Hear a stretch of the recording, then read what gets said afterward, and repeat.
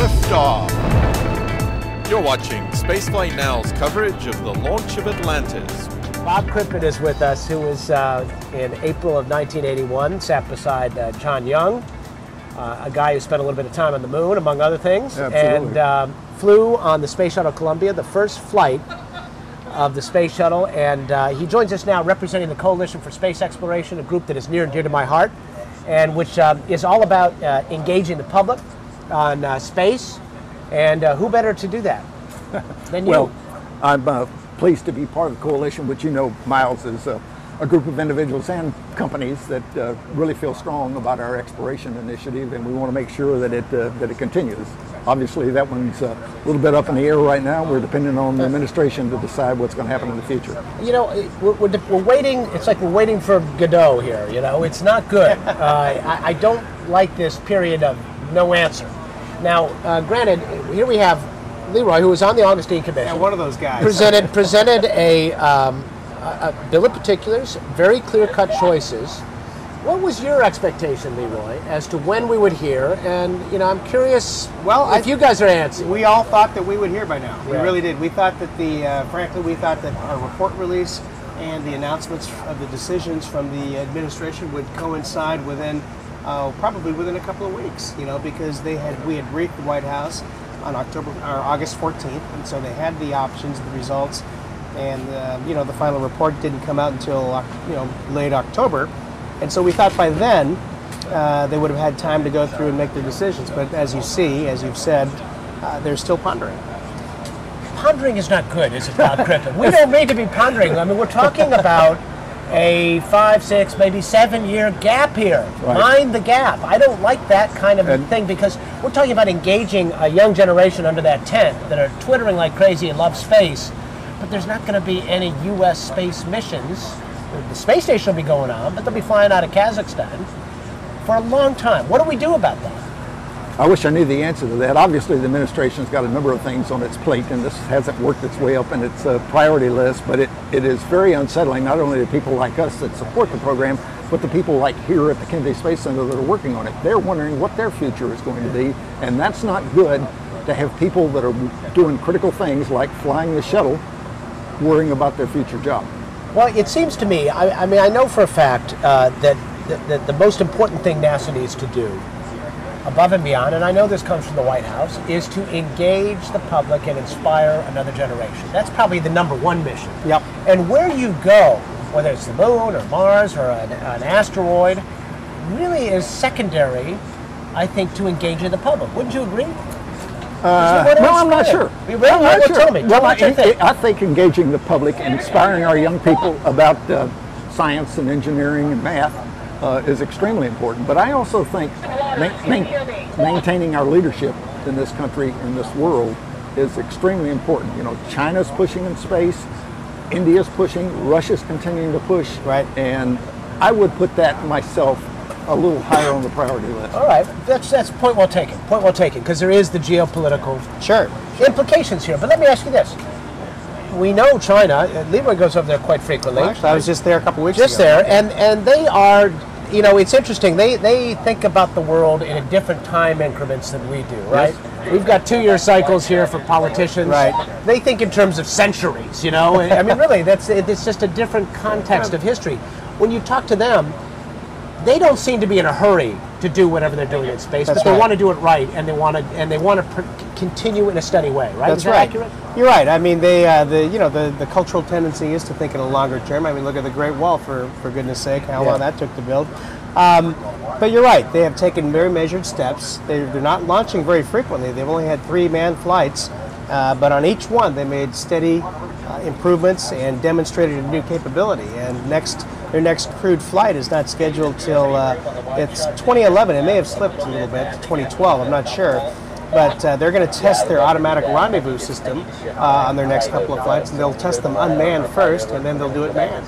You know, you got to ask yourself, frankly, what would be the best thing for NASA is if China stepped it up, right?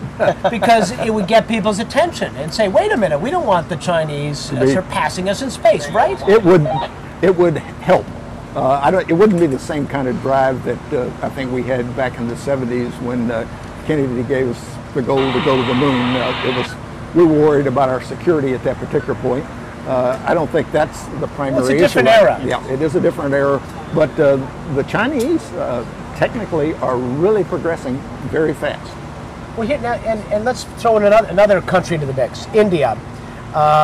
India Another up and is comer. Yeah. Right? This is a country with I believe the per capita annual income is $800 on average, Right. and this is a country that has decided it can afford a space program, and would like to have a manned or piloted space program. Yep. For a politically correct term. Yes. And yet, in this country, what we hear people say is we can't afford it. Does that make any sense to you? Not to me, but to some people it does. You know, really, the amount of money that we spend on our space program, on the human space program, is like half a cent out of every federal dollar. And That's what we spend on coffee every year. easy. Okay? You spend more than that. We spend a latte on space. Right. And so it's important for us, that's part of the reason I'm in the coalition, and you and Lou, let's continue to try to get that message out, how important it is to the future of this country. When you think about $18 billion spent on NASA, of course there's more money spent on the military side, but that's a separate issue because that's national defense issues, separate thing. 18 billion bucks in the grand scheme, that is a fraction of the Bernie Madoff Ponzi scheme.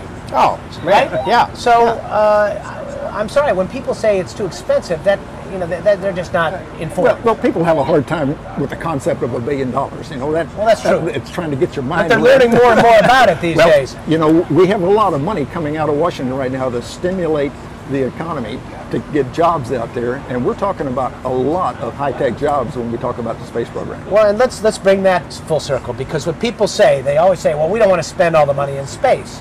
When you went up in STS-1, were there a bunch of $100 bills in the back of the Columbia that you jettisoned out? All of the work on the space shuttle is spent here in the United States. Right. It's on right. jobs. Yes. It's on jobs. Yes. It's very little on hardware and fuel compared to the total thing. And, All right. See, all these things make a lot of sense to me, but of course we're preaching to the choir here. So, how can the coalition get the public back in the game? What, well, I wish I knew the answer to that. Well, let me ask you this, and this is a tough question because I know you were there at the beginning. Did the shuttle program tune people out, in a sense? Initially, I don't think that the media, the press, the people paid that much attention to it while we were in the process of getting ready to fly. But we had some sad things happen back in the 70s. Those were not good times. You know, we had all of the hostages over in Iran, and when we flew the shuttle for the first time, I didn't realize it, but it really inspired the American public. It was a triumph. It was a big triumph, and not only here in the United States, but around the world, because John and I did a lot of those touring. I would like to see that kind of excitement, but the people are kind of fickle sometimes if it's not today's news. Well, you want to hear my theory? What's your theory? Here's my theory. I think the big misstep in the shuttle program was NASA trying to tell people this is going to be routine. Don't tell them it's routine. Tell them it's risky. Right. Then they're with you, right? It is risky. You flew the riskiest test mission ever. Yeah, that was untested ever, never flown before. You strapped yourself in that thing. Never told the astronaut too much. That was on a need-to-know basis. He strapped you in there. You had an ejection seat, which wouldn't have done anything. You didn't want to use. You would have put right in the plume, right? You would have done nothing. It's the last thing you would have done. That ejection seat was a placebo. And that thing had never been tried before. It actually, you went higher, farther than you were supposed to. There were a lot of things that were unknown, and that was cool. But then they set about the business of explaining to people, hey, this is going to be just like flying airliners. And that was wrong. And obviously we've proven that several times over now.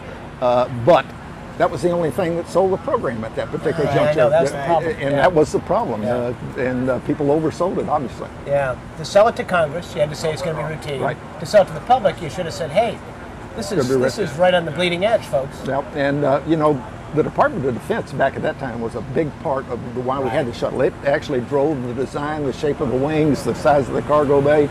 And after we lost Challenger, they bailed out on the program, which didn't help. So you're left with this vehicle that was all set to do was to put up spy satellites, have now that cross-range capability, launch from Vandenberg, all kinds of capability you didn't need. Well, all I can say is this: let's go someplace and let's go someplace Let's soon. do it. Yes. Right? Yes. Let's I'm light this for it. can on. He's Agree on tanned that. and rested and ready for any mission. He's Okay. always available. No Good. problem. Bob Crippen, always a pleasure. Thank you, nice Mal. to see you, Bob. Thank you, Coalition for Leroy. Space Exploration.